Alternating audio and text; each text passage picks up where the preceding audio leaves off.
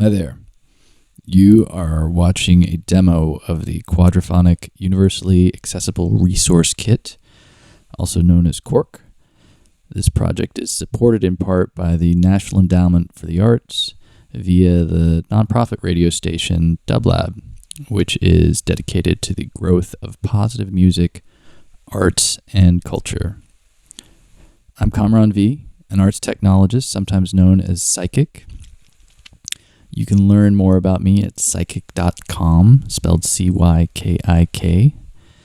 The most important thing for you to know, for the sake of this video, is through several experiences in my life, including producing Suzanne Ciani's live quadraphonic release, I have come to believe that working in quad as your master instead of stereo opens up current and future opportunities in TV and film, spatial formats like Dolby Atmos, DTS:X, higher order ambisonics, as well as what is to come in virtual reality. My collaborator Brett and I worked with a team of artists and engineers to develop QUARK as a free and simple way to encode 4 channels of discrete audio into standard stereo, then back to allow the distribution of 4-channel spatial recordings across any stereo distribution channel, such as vinyl, like the Suzanne Ciani record, radio, streaming video, such as YouTube, or music services like iTunes or Spotify. I'm going to go through how to use QUARK in Ableton, Reaper, and a little bit in Pro Tools. We've made VST3 audio units and AAX versions of the plugin, and for now, it's only Mac compatible. We hope to make more versions in the future, but most professional studios are on Macs, many with Pro Tools, and large chunks of producers, like myself, use Ableton Live very heavily, and Reaper is super inexpensive and very powerful, and to me more flexible than Pro Tools. We did most of our testing in Reaper because it was really, really reliable for testing. Each of these DAWs have their own unique methods to use spatial audio, and I'm sure that others can use QUARK. We just haven't tested them. If you test them and let us know how it goes, hit us up at quark.psychic.com. All right, now for the demo. First off, make sure your audio interface has 4 outputs. Don't forget that many times you can even use headphones as extra outputs. Some interfaces use headphones as a duplicate of the main output, so that wouldn't work. But if you have a dedicated headphone output, those will work as extra tracks. When I first started working on the Suzanne Ciani project, I actually used an old Focusrite 18i8, used the 2 headphone outputs for my speaker outputs, and that could control the 4 speakers very easily with a nice dial on the front of the interface. At my studio, Bedrock LA, I've been using the Universal Audio Apollo 8 with a monitor volume controller. But with my little home COVID setup, I've been using the iConnect Audio 4 Plus. I hadn't seen it before until a friend was using it. It's not too expensive, and it has this really cool feature where you actually can do this digital cross-patching where you can connect 2 computers or devices like iPad or whatever at the same time to the same interface. And the great thing for Quad is it has a way that you can use the volume control on the front to control all 4 speakers. So really good device. You should check it out. Second, to connect to those 4 outputs, you need to have 4 speakers. My current favorites are the Barefoot Footprint 01s, really amazing speakers for the price and size and everything. But in COVID times when I'm away from my studio, I actually found these really cool, very, very small speakers that have a lot. They're the IK Media iLoud micro monitors. Surprisingly good for the price and size. It was for 4 speakers, only $600. Of course, whatever you have will work. Ideally, it's great if they all match, but you can get by with whatever you have, no problems. There's tons of information out there how to calibrate your speakers to get it pretty close. Third thing you'll need is to download the latest version of QUARK, of course. Go to quark.psychic.com. This will always be where it is, and it's always free. In this demo, I'm using version 1.0.0. We will have versions in the future with patches, I'm sure. Optionally, like I mentioned before about the speakers, you could get a speaker controller. They're really helpful for different ways of monitoring and soloing and things like this. At Bedrock LA, we use the Grace M906. It's very, very nice controller, but also in another room, I use the SPL SMC model 2489. It's pretty reasonably priced, $300 to $500 on eBay or Reverb. If you use something like the iConnect, you won't necessarily need a speaker controller. And also, I've seen in some of the newer Focusrite interfaces, you can do the same kind of thing of mapping the 4 channels to the same volume controller. All right, now on to the demos. Ableton Live. For the demo, I'm using version 10.1.30. I've actually tried the latest version 11 beta, and it seems to work fine in there as well, but I'm sure there's a lot coming for that. Ableton is by far the most complex setup I've had. Reason being is the biggest challenge is that there's really no such thing as a track with more than 2 channels in Ableton. You know, Live added this interesting thing in version 10 where they had a Max for Live surround panner, opened up a lot of possibilities. They've since updated it with something called audio route. So don't use the original surround panner because there are problems with it. It takes up a lot of CPU and doesn't acknowledge solos and all kinds of stuff. So what you'll need to download is audio routes. The version that supports soloing is version 1.0.4, and there's a link in the notes of this video. Regarding the solo issue, you'll also need to protect some of the tracks that we'll make from acknowledging solo from the other tracks. So there's this really cool tool called Solo Safe, which was made by some badass named Adphi, I think is how you pronounce it, ADPHI. There's also a link in the notes for this as well. All these things are super important, and we'll be using them in the demo. Now, to simplify the demo, I'm just going to delete the return tracks. For the sake of this, we're not going to use them. You can use return tracks if you choose. It's a little complicated in Quad. I'm not going to get into it too much on this demo, but it's possible to use them. Optionally, you can make a return track for headphones. The main purpose of me doing this in this demo is so that you can actually hear the sounds coming from Ableton Live. However, when mixing, I actually use this quite often to solo something and listen for tweaking, and even to test how my QUARK Encode sounds in headphones. To do this, don't forget to set your output type to external out. On my interface, I'm using channels 1, 2 for this. For the demo, I'll mostly be sending all 4 channels of sound through here so that you can hear it and see on the meters what's going on. The next thing to do is create 3 tracks. You may think the best practice to do spatial tracks is to create returns and route through the speakers that way, but you'll see the routing in Live doesn't really allow this, and the reason is there's no way to use input types on returns, so returns won't work. So we're just going to create 3 normal tracks. One I like to name QUARK, which is for the plugin. That's where it sits. You'll want to use the AU version for Live because we're not sure why, but our VST3 version doesn't seem to work in Live, even though it works in Reaper just fine. And in case you have any noise coming from your interface, from an open mic or something like I do, change your input type to no input. Otherwise, you'll hear the noise. The next tracks is the front bus and the rear bus.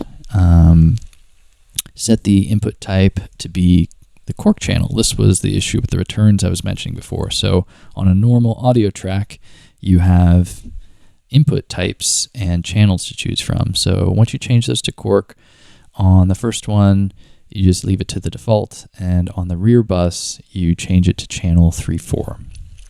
So this is the front and rear coming from QUARK. For outputs, I use 3/4 on the fronts and 5/6 on the rears. Generally, I stay away from the normal 1/2 because it's very easy to accidentally hear audio through your speakers that eventually won't be rendered through your output. You'll also need to swap the monitoring to input. At this point, it's super important to set the output type for all of your tracks to sends only. This also prevents things from going through that main bus that I mentioned before through the master fader. You really only want to be listening to everything through the front and rear bus tracks. If you're using the headphone return, turn up the sends on the front and rear bus to send to the new headphone return. You'll hear all 4 channels through the headphones now. Just keep in mind that unless you have QUARK set to encode, which we'll talk about later, what you're hearing through the headphones isn't really a quad mix at all. It's just cramming 4 channels through there. It's really just, at that point, used to dial in sounds when you're soloing things or whatever. Because I'm using 3/4 as my front speakers, depending on the way you work, you may want to make your Q out 3/4 so you can preview samples and hear the click in your room. You may also just want to keep it on the headphones. It's really up to you. The next thing is testing audio. This could really be any sound. I like to use a tone from operator to start. It's pretty neutral. Just add operator to a MIDI track, create a loop. I've already created one. Make sure your MIDI track output type is also set to sends only. MIDI tracks don't show this option until you've added a device, so you'll have to do this every time you open up a MIDI track. Now play your sound loop. You won't hear anything. The reason why is you must add the audio routes panner to your track.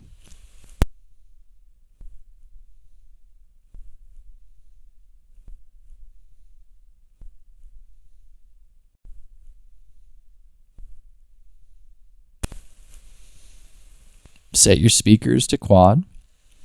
Click the settings button. Route output 1/2 to QUARK track in, and route output 3/4 to QUARK 3/4.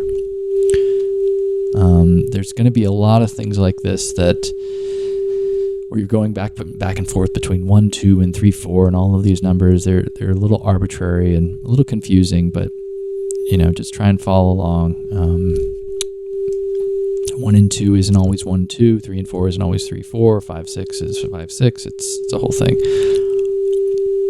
Close the settings, then move the sound around to make sure you hear it in each channel. You see them on the meter. The other thing you'll notice is that the sound isn't exclusively coming from an individual speaker. That's because it has a little bit of width to it, so you can control the width and make it more dedicated in one speaker, or sort of more naturally spread it out through speakers.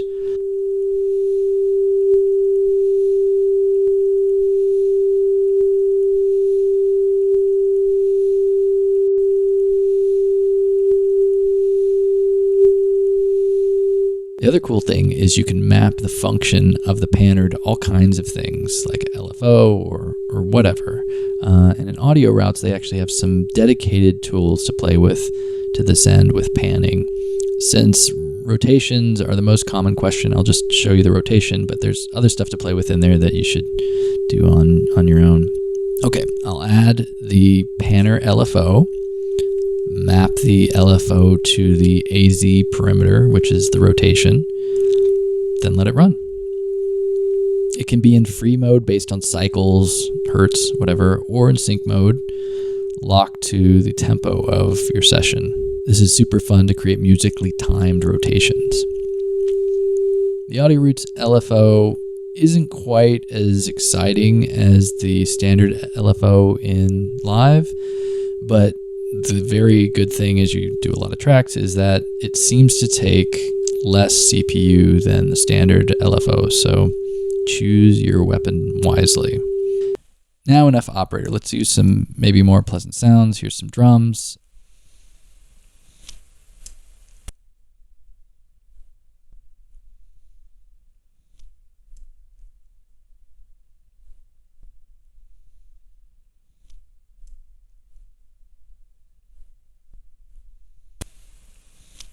To save time, I'm going to copy the panner that I used in the operator tracks to these new audio tracks.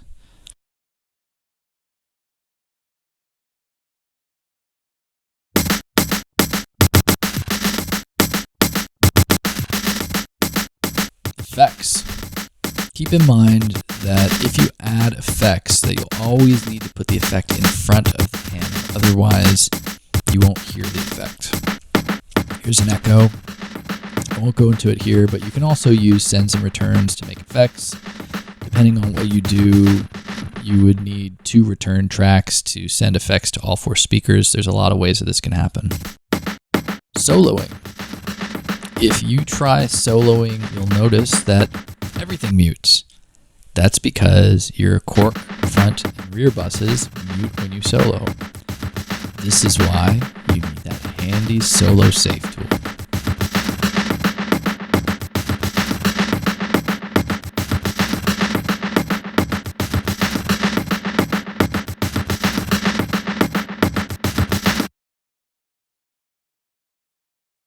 Groups. Create your group.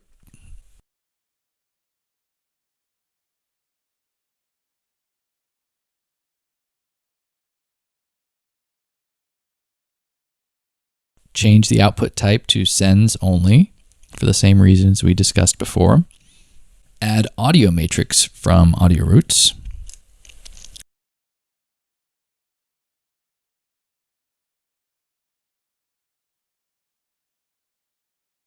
Set output 1 to QUARK track in.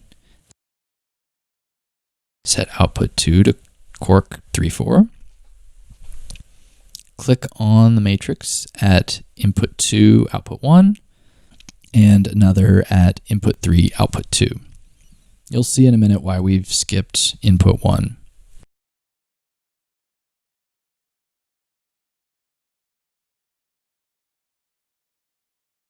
Now, for every track in the group, you'll need to route the panner to the group.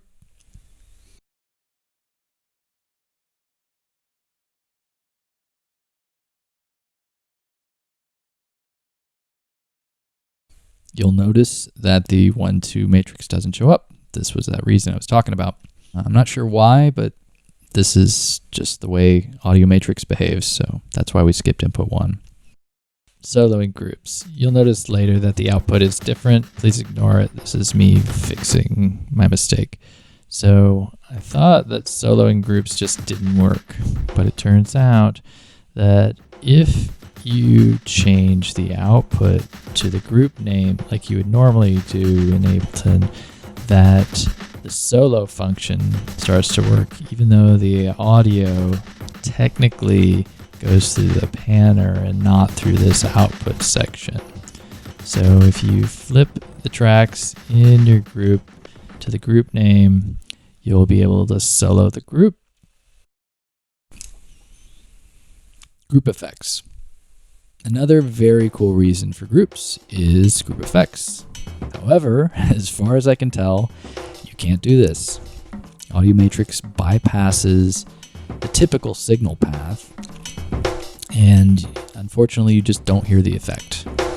Here's me trying out an echo, can't hear it, but when I put the echo on an individual track, we hear it just fine.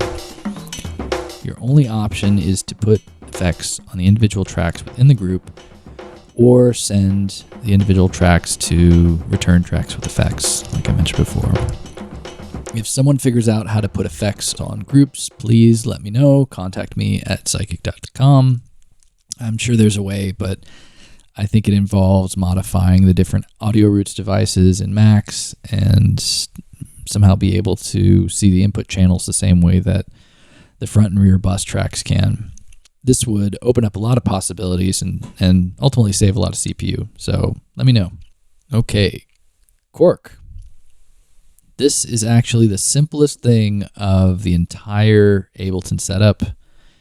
We've mostly been listening to the session as a quad session with no processing via the discrete pass-through mode of QUARK. This simply passes the audio through the buses with no processing. What we've done so far basically is a quad mix, and it has nothing to do with QUARK. But because we put QUARK in this spot between there, now we can do the processing. By changing QUARK's mode to Encode, QUARK takes your 4-channel quadraphonic song and turns it into a 2-channel song that is able to be decoded back to 4 channels. Unlike Dolby Atmos, DTX, and higher order ambisonics formats, this 2-channel audio actually can be distributed the same way that you distribute 2-channel audio, like I mentioned before. Spotify, YouTube, vinyl, cassette, whatever. People also can listen through 2 speakers or on headphones and get some psychoacoustic spatial effects. It's not quite like binaural, but it's pretty close.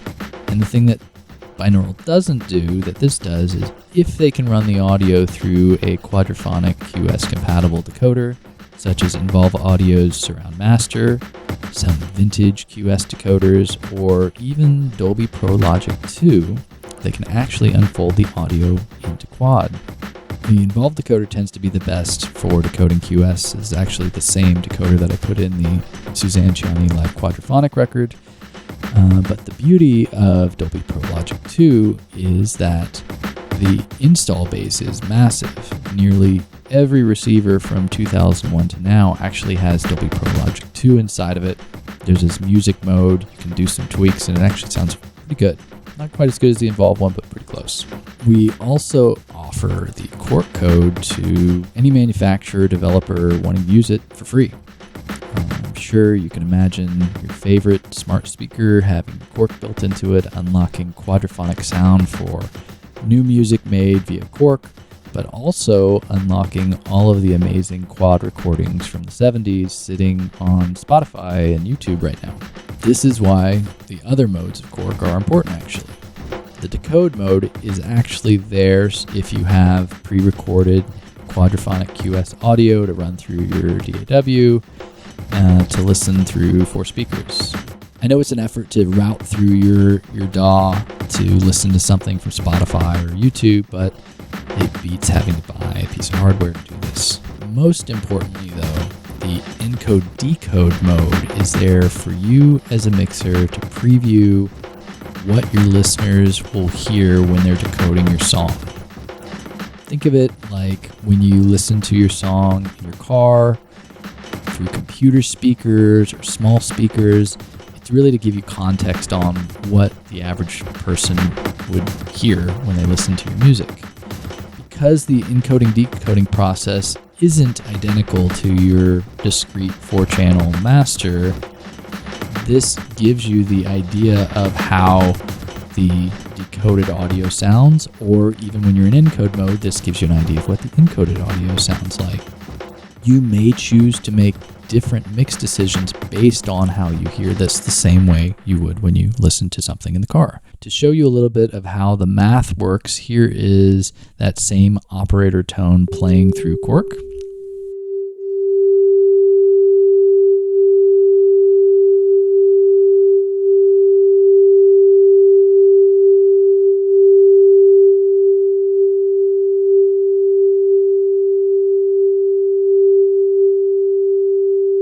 You'll see that compared to the discrete pass-through, the sound is dispersed to the other channels in a different way. This is how the psychoacoustic math works. You can look up more information about this. It's a positive and negative 90-degree phase shift in the rears that allows this to happen.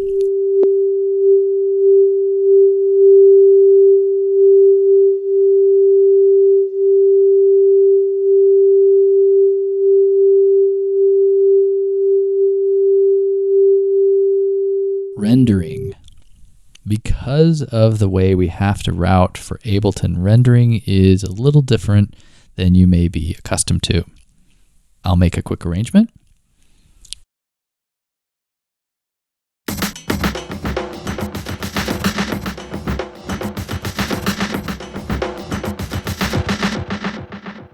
First, you'll want to export your 4-channel master. This ultimately is your true master for your song. If you're planning on sending this to a mastering engineer, this is actually what you would be giving them. It's much better for them to do the encoding and mastering instead of delivering them an encoded file. Export audio video. Make sure the render start and length is correct like you normally would. Make sure all of the rendering options are off. If you're in Live 10 or greater, include return and master effects definitely should be off. I know this doesn't make sense, but if you have it on, your render will be silent. This feature is really more for making stems, but it's not for what we're doing. Here is the important part for rendering the song. Choose front bus. This is the first 2 channels of your quad master, so you don't want to use master as your output. You want to use front bus for that. For mastering, I typically like to send a 32-bit 48K file, but if I'm working in 96K, I'll use that instead.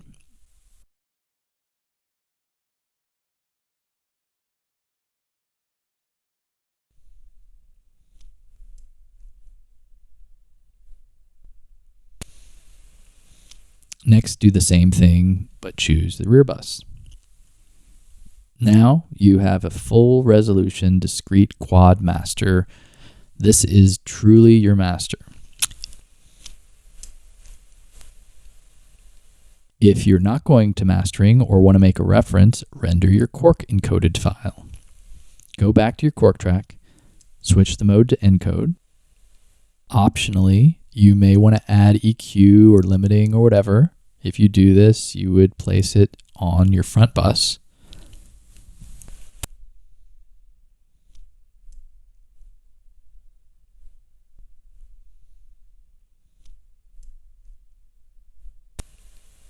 Again, export audio video. Make sure the render start and length is correct. This time you'll only be exporting the front bus.